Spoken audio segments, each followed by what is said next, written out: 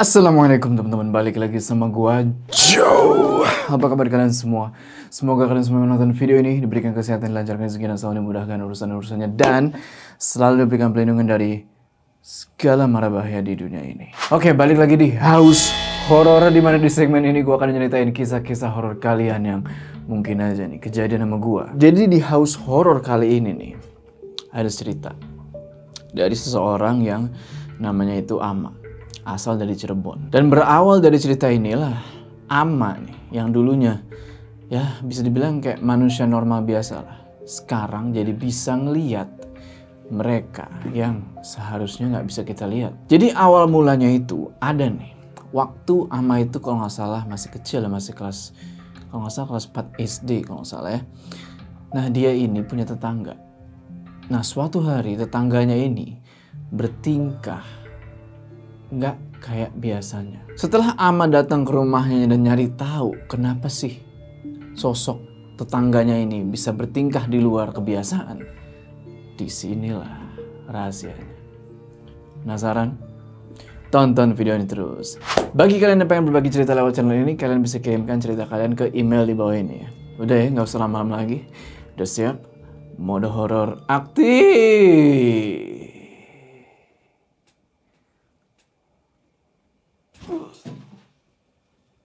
Ini kejadian di sekitar tahun 2002. Ama waktu itu masih duduk, tadi gue bilang 4 SD ya.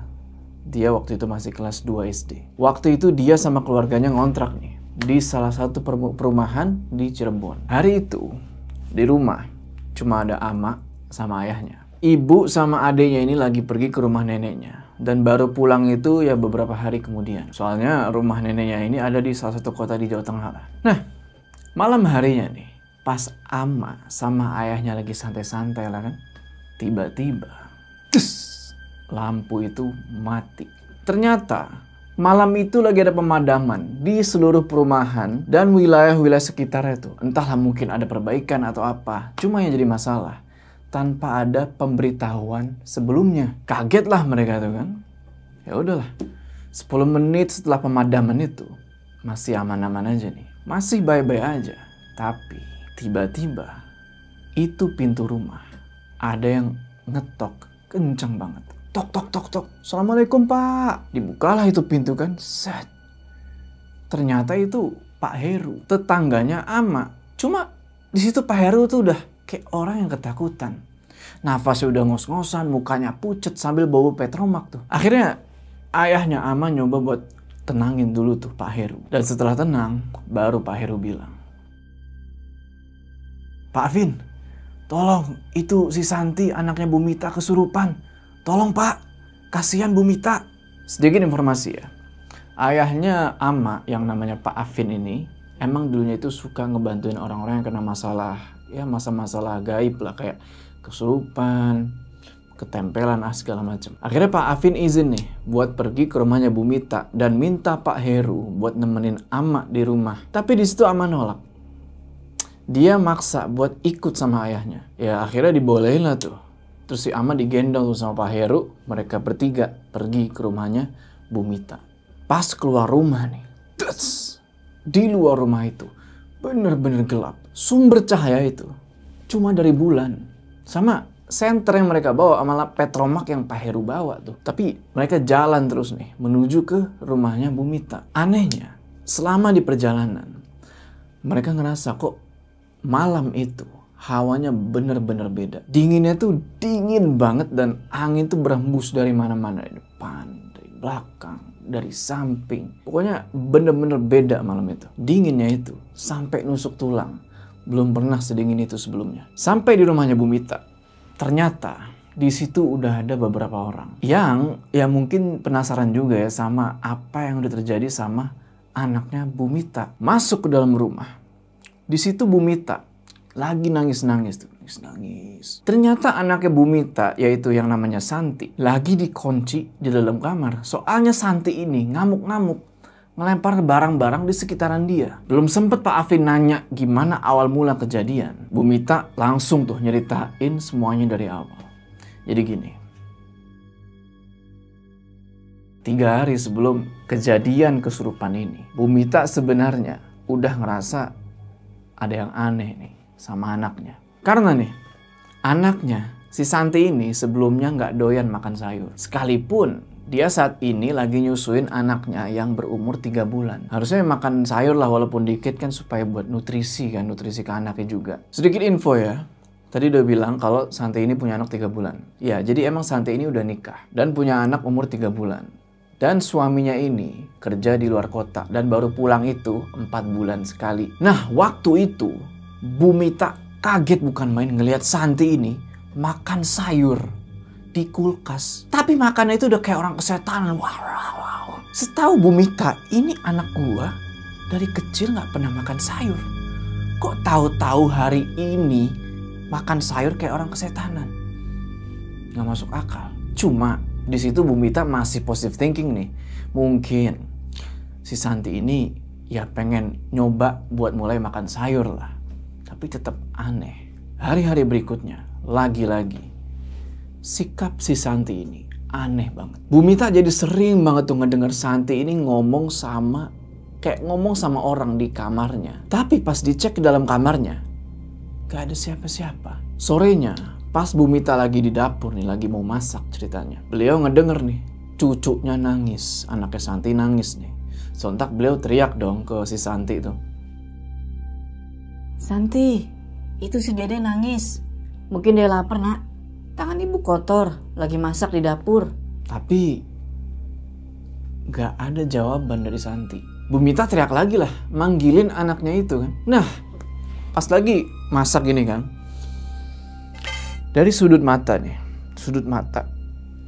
beliau ini ngelihat kayak ada siluet bayangan yang masuk ke dalam kamar anaknya itu. Siluet bayangan itu kayak orang lah, kayak orang masuk ke dalam kamar itu. Pas itu orang masuk kamar ya, bayinya Santi langsung berhenti nangis. Dan di saat yang bersamaan, Bu Mita ngecium nih, bau bunga kamboja. Tapi Bu Mita nggak mikir yang aneh-aneh di situ. Beliau ngerasa lega karena akhirnya cucunya itu berhenti nangis juga. Dan pikir dia waktu itu, yang masuk ke dalam kamar itu si Santi. Makanya cucunya itu langsung berhenti nangis. Tapi apa benar itu Santi? Lanjut masak lah beliau kan tuh. Masak. Gak lama setelah itu, dari belakangnya Bu Mita nih, kedengaran suara langkah. Tek. Pas dilihat siapa itu di belakang, di situ beliau kaget bukan main. Itu Santi yang tiba-tiba udah ada di belakang dia. Bingung lah beliau di situ kan. Soalnya Bu Mita ini ngelihat Santi pakai jaket sama pakai helm, kayak habis pulang nih dari luar. Belum sempet Bu Mita nanya, Santi bilang, "Maaf ya Bu, aku lama. Aku keliling-keliling cari Pampers yang biasa nggak ada Bu. Jadi aku beli di supermarket di kota. Masakannya belum mateng ya Bu. Lapar nih." Diem lah Bu Mita di situ kan. Kalau Santi ini tadi belum pulang, terus yang masuk ke kamar anaknya itu siapa? Di situ Santi jadi ikutan bingung dong, ngelihat ibunya yang diem. Baru ditanya sama Santi nih, "Bu, kenapa kok malah bengong sih?" Bu Mita nggak pakai ngejawab, beliau langsung masuk ke dalam kamar. Pas masuk ke dalam kamar cucunya itu, set, ternyata anaknya baik-baik aja, lagi tidur nyenyak di atas kasur. Lega lah Bu Mita di situ kan. Tapi di situ ada yang aneh. Jadi anaknya Santi ini tidur di tempat tidur khusus bayi lah, yang ada kelambunya, tahu kan? Yang ada kelambunya itu. Seingat Bu Mita, itu kelambu udah ditutup sebelum beliau masuk ke dapur buat masak. Cuma sekarang kok kelambunya kebuka. Kayak ada yang buka. Tapi lagi-lagi beliau coba buat positive thinking. Mungkin angin. Malam harinya, anaknya Santi ini tiba-tiba rewel banget. Nangis terus-terusan. Udah coba nih buat disusuin sama Santi. Tetep kayak nangis. Dan tiba-tiba anaknya Santi ini muntah. Bukan muntah gumoh kayak bayi pada umumnya ya. Bukan. Muntahnya ini aneh. Anaknya Santi kan baru 3 bulan. Baru belum makan yang padat-padat lah kan. Masih minum ASI doang. Cuma muntahnya ini aneh. Dia ini muntahin cairan warna hijau pekat. Langsung panik lah Bu Mita sama Santi ngeliat itu kan. Kenapa ini kan? Singkat cerita, Bu Mita sama Santi minta tolong nih sama tetangga yang emang dokter nih, pas banget. Tapi anehnya lagi, setelah diperiksa sama ini dokter, itu anak nggak kenapa-napa. Ya udah, selesai ngecek anaknya Santi, dokter itu pamit pulang. Nah, nggak lama setelah dokter itu pamit, tiba-tiba pintu depan nih, tok tok tok tok, ada yang ngetok lagi. Dicek lah kan, dan ternyata itu Ibu Novi, tetangga sebelah. Ternyata Bu Novi ini ngedenger juga kalau dari tadi anaknya Santi ini nangis-nangis terus. Dan mungkin karena khawatir, beliau nyamperin lah. Di situ Bu Novi bilang, anaknya Bu Santi nangis terus? Apa jangan-jangan ketempelan setan ya, Bu? Mikirlah di situ kan. Habis ngomong gitu, Bu Novi pamit pulang. Habis Bu Novi pamit, bener, Bu Mita jadi kepikiran sama ucapannya Bu Novi tadi. Akhirnya di situ beliau langsung ambil wudhu tuh, buat sholat isya. Selesai sholat, beliau doa tuh, doa, dan alhamdulillah nih, abis doa kayak gitu, cucunya tenang lagi, berhenti nangis, dan mereka semua malam itu bisa tidur nyenyak. Besoknya, Santi ngerasa nggak enak badan nih. Dia bilang lah ke ibunya kan, kalau dia lagi nggak enak badan dan mutusin buat nggak kerja dulu hari itu. Ya mungkin karena kecapean lah ya. Abis minum obat, istirahat lah nih Santi di kamarnya. Beberapa waktu kemudian, sekitar jam 10 pagi nih. Pagi-pagi nih. Lagi-lagi Bu Mita ngedenger. Dari dalam kamarnya Santi, kayak ada Santi ini lagi ngobrol sama seseorang. Karena penasaran, beliau pergi nih ke kamarnya Santi, terus beliau buka lagi itu pintu. Buka. Itu Santi lagi tidur ternyata. Cuma yang bikin bingung Bu Mita, itu cewek siapa yang lagi berdiri di sampingnya Santi? Itu sosok cewek. Dari ujung kepala sampai ujung kaki, angus kebakar. Banyak banget luka bakar di badannya dan masih ngebul, masih ngeluarin asap kayak baru aja habis kebakar. Tapi karena Bu Mita ini penasaran banget, rasa penasaran beliau ngalahin rasa takutnya. Beliau bertanya-tanya, siapa sih ini cewek? Masuk dari mana? Beliau beraniin dirilah buat masuk ke dalam kamarnya Santi ini. Beliau buka itu kamar kan. Blah! Dan sosok yang dari tadi lagi berdiri di sampingnya Santi langsung nengok gini ke arah ibunya Santi. Dan mukanya itu kayak yang marah banget. Dan setelah itu sosok layang ke tembok terus hilang. Di situ mungkin karena kaget Bu Mita tadi ngedobrak pintu ya. Si Santi kebangun dan nanya, astagfirullah, ada apaan sih Bu? Dan Bu Mita karena nggak mau anaknya ini mikir yang aneh-aneh, beliau jawab aja, ya nggak ada apa-apa nak. Sorenya Bu Mita udah nggak kepikiran lagi sama kejadian-kejadian tadi. Tapi yang mereka nggak tahu, ternyata itu adalah awal dari rentetan teror-teror yang bakal dialamin sama Bu Mita dan keluarganya. Jam 4 sore, Santi izin nih, pamit sama ibunya buat pergi ke kantor. Dia bilangnya mau ngambil beberapa berkas di kantornya itu. Setelah Santi pamit, Bu Mita pergilah nih ke kamar mandi kan, buat mandi sore. Kelar mandi, beliau sholat asar. Nah, pas lagi sholat asar, tiba-tiba cucunya ini nangis. Cuma beliau lanjutin dulu tuh sholatnya sampai selesai, baru setelah selesai, beliau cek lah nih ke kamar cucunya itu. Masih pakai mukena nih. Beliau buru-buru tuh pergi ke kamar cucunya. Sampai di kamar itu, beliau bukalah pintunya kan. Set. Astagfirullah. Itu badannya Bu Mita langsung kaku. Sosok cewek yang waktu itu, dia ada lagi. Ingat kan? Yang pas Santi ini lagi tidur, terus sosok cewek ini lagi berdiri di sampingnya.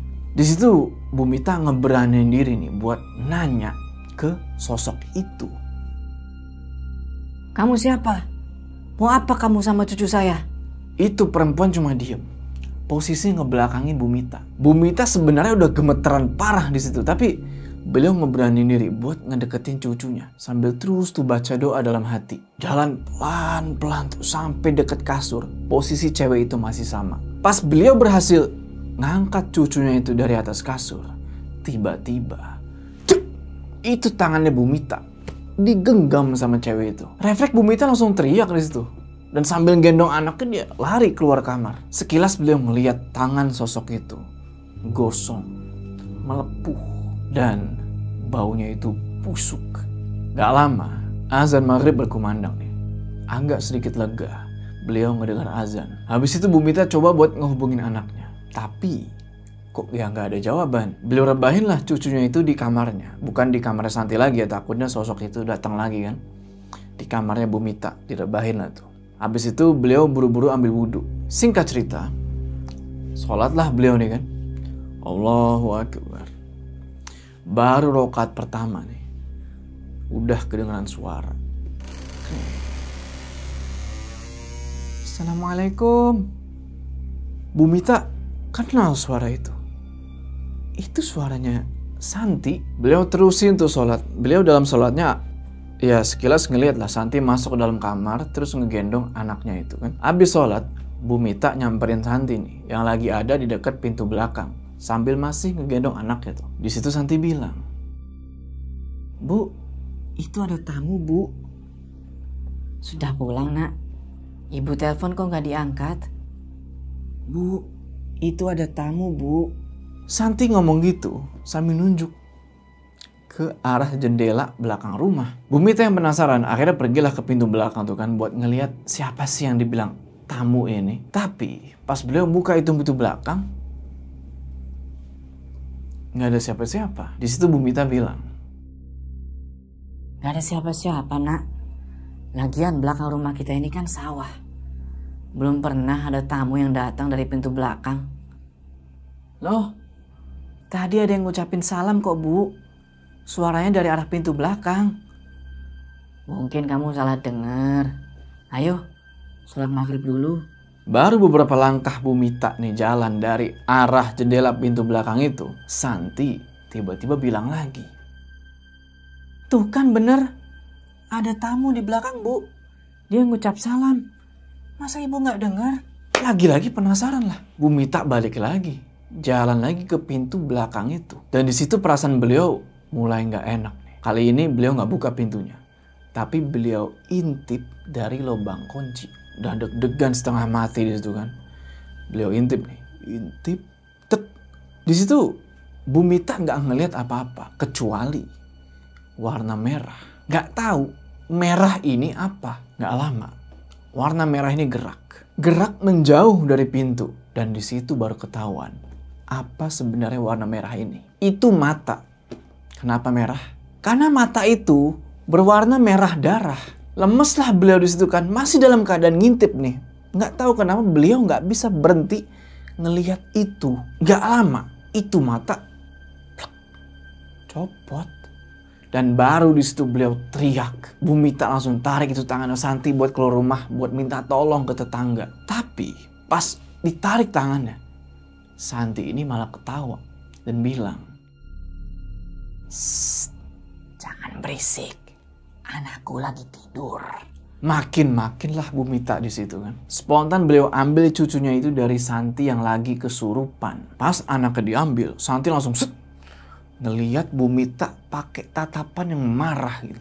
Larilah Bu Mita keluar rumah buat minta pertolongan dan singkat cerita, beliau minta tolong sama tetangganya yaitu Pak Heru. Pak Heru pun minta bantuan lagi nih ke tetangga-tetangga yang lain dan disitulah listrik padam. Pak Heru sama beberapa warga lain berbekal senter sama lampu petromak masuk nih ke dalam rumahnya Bu Mita. Di dalam rumahnya Bu Mita, mereka semua kaget. Kaget ngelihat Santi yang lagi di dapur, lagi makanin cabai. Makannya tuh udah kayak lagi-lagi kayak orang kesetanan, kayak gak ada kepedesan sedikit pun. Salah seorang warga nyoba buat manggil kan, Santi. Dan pas dipanggil kayak gitu, Santi yang lagi ngebelakangin mereka tadi lagi makan cabai, dipanggil Santi tadi kan, langsung nengok ke arah yang manggil itu. Dan ternyata matanya di situ udah berdarah-darah. Langsung ngamuk dia di situ. Semua barang-barang tuh dilempar-lemparin. Beberapa orang nyoba buat nenangin Santi nih dan berhasil ngegenggam tangannya Santi. Tapi nggak bisa lama soalnya Santi ini berontak-berontak terus. Kewalahan lah mereka di situ. Karena kehabisan akal, akhirnya mereka seret paksa tuh Santi masuk ke dalam kamarnya. Mereka ikat Santi di atas kasur dan mereka kunci itu kamar. Dari keterangan warga-warga itu, Santi ini badannya panas banget dan bau kamboja putih. Setelah itu, akhirnya baru nih Pak Heru datang ke Pak Afin buat minta bantuan. Setelah ngedengerin ceritanya Bu Mita, di situ Pak Afin bilang, "Bu, sosok yang merasuki anak ibu sepertinya punya energi negatif yang besar. Saya akan coba bantu sebisa saya ya." Terima kasih, Pak. Tapi kenapa ini bisa terjadi? Banyak-banyak doa, Bu. Cuma Allah yang bisa membantu kita melewati ini semua. Saya akan coba hubungi teman saya ya, Bu. Singkat cerita, Pak Afin menghubungin temannya nih.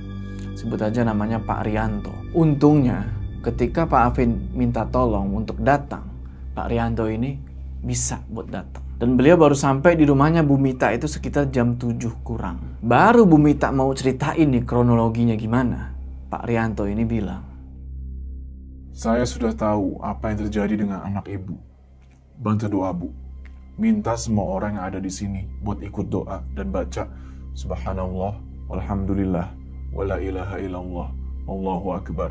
Pak Afin pun minta ke istrinya Pak Heru yang juga ikut di situ buat ngejaga dan ngamanin Ama nih selama beliau ini ngobatin Santi.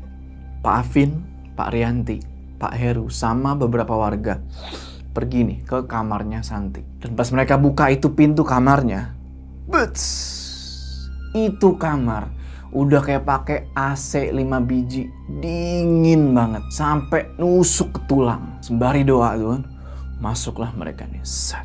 Di situ Santi lagi tidur di atas kasur. Masih posisinya itu tangan sama kaki diikat di atas kasur. Dan bajunya udah berdarah karena dari matanya itu. Mereka deketin lah itu Santi kan. Deketin dan Santi yang tadinya lagi merem langsung melek dan matanya itu udah putih semua. Di situ Pak Rianto tiba-tiba bilang, "Sukma, kenapa kamu ganggu anak ini?" Aku mau bayi dari perempuan ini. Sewaktu azan maghrib, dia sering membiarkan anaknya tidur di kasur sendirian. Bukankah seharusnya dia gendong bayinya itu? Dan kenapa dia tidak melaksanakan kegiatan yang engkau para manusia sebut dengan sholat? Alammu dengan dia dan bayi itu sudah berbeda. Kamu tidak berhak untuk mengambil bayi itu dari ibunya. Cepat keluar. Mati. Yang jadi pertanyaan, dari mana Pak Rianto tahu kalau yang merasuki Santi ini namanya Sukma? Ya udah, habis itu Pak Afin sama Pak Rianto baca doa tuh. Baca doa, terus mereka tempelin tangannya di kepalanya Santi. Dan seketika Santi langsung teriak kayak orang kesakitan dan berontak-berontak. Habis itu Pak Rianto ngeluarin botol air yang ternyata itu adalah air Zam-Zam. Dituang dikit ke tangannya kan, set. Terus beliau cipratin lah, tas ke seluruh badannya Santi. Dan lagi-lagi di situ Santi teriak kayak kesakitan dan setelah itu dia pingsan. Pingsan berarti sosok yang udah merasuki Santi udah keluar. Habis itu mereka semua keluar kamar nih. Bu Mita yang di luar langsung nanya apakah anaknya baik-baik aja. Di situ Pak Afin bilang, kalau makhluk itu mau anaknya Santi, dia nganggep kalau anaknya Santi ini ya anaknya. Pak Afin ngejelasin lagi kalau sosok ini mau anaknya Santi karena dia nganggep kalau Santi ini nggak bisa ngurus anaknya, nggak bisa ngerawat bayinya dengan baik lah. Dan nama sosok ini adalah Sukma.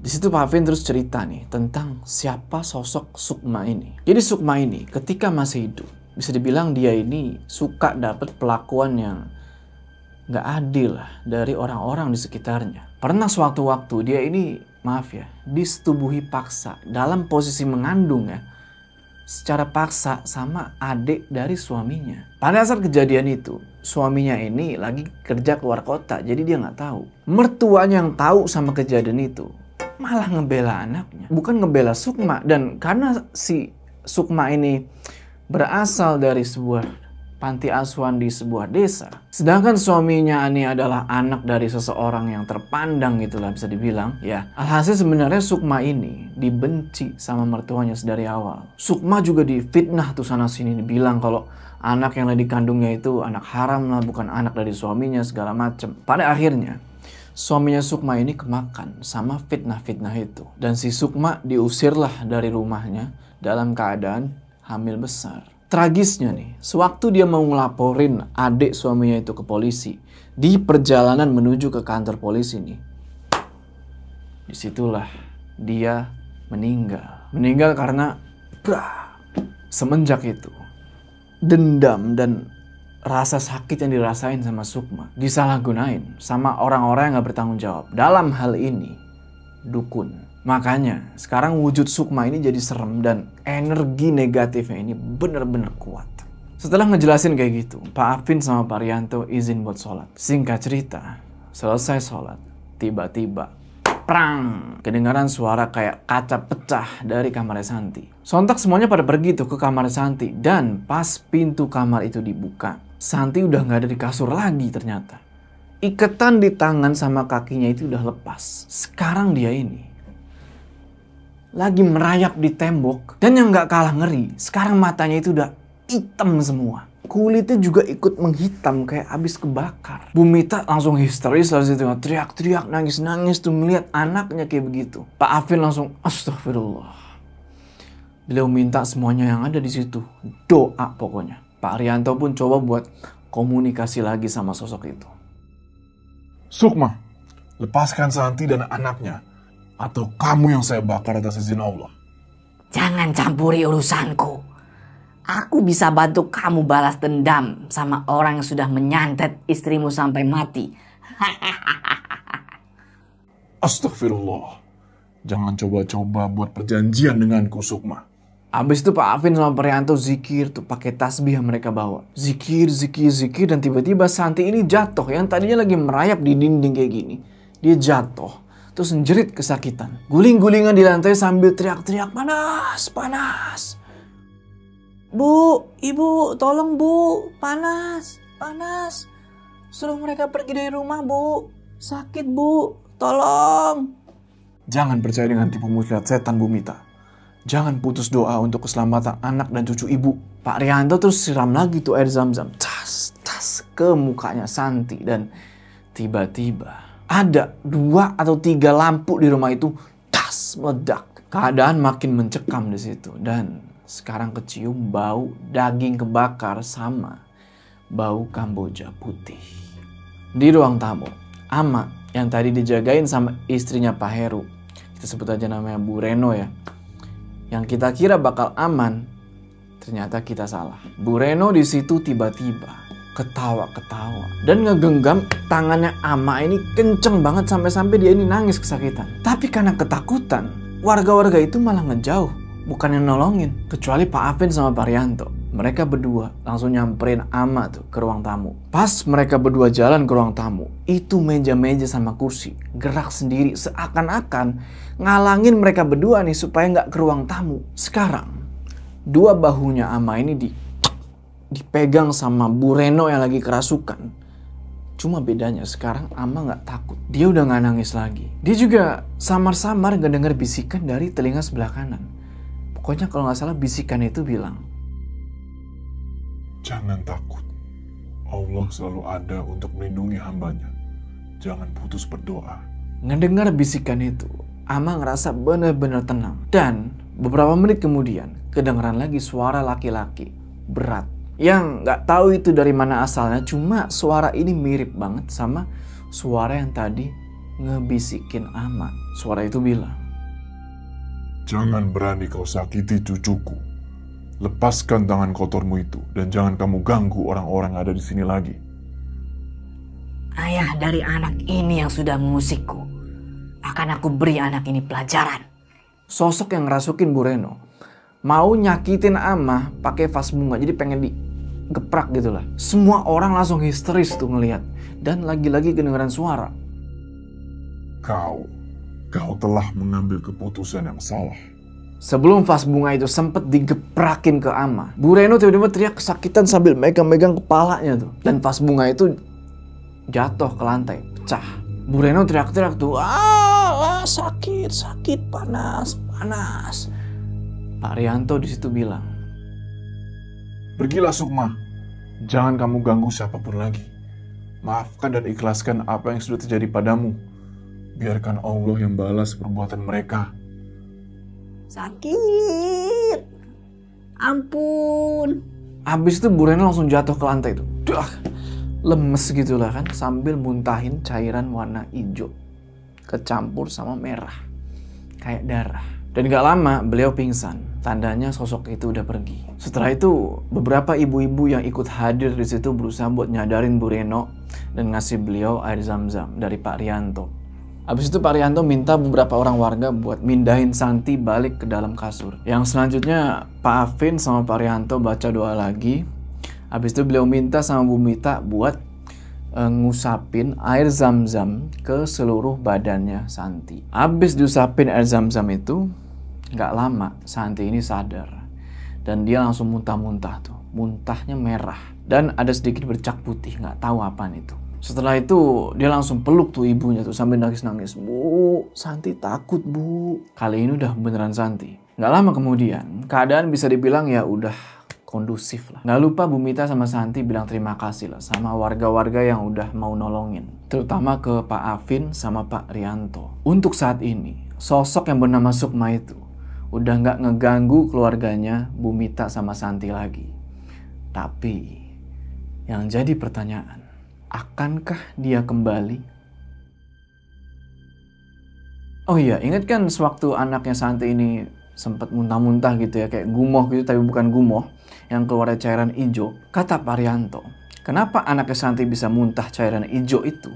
Itu karena anaknya Santi ini sempat, maaf ya, disusuin sama Sukma. Ingat kan? Yang waktu itu loh, yang waktu Bu Mita lagi di dapur masak.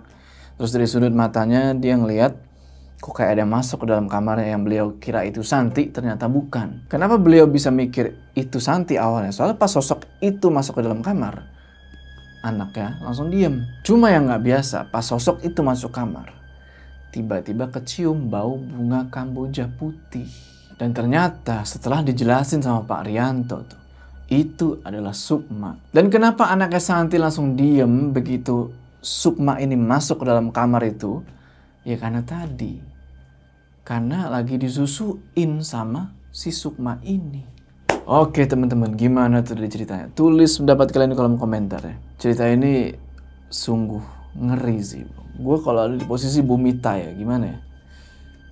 Ngelihat anak sendiri ya bertingkah kayak begitu, gue pasti antara gue kunci di kamar kayak tadi ya, bener, kunci di kamar atau ikat. Ini gimana bro, serem.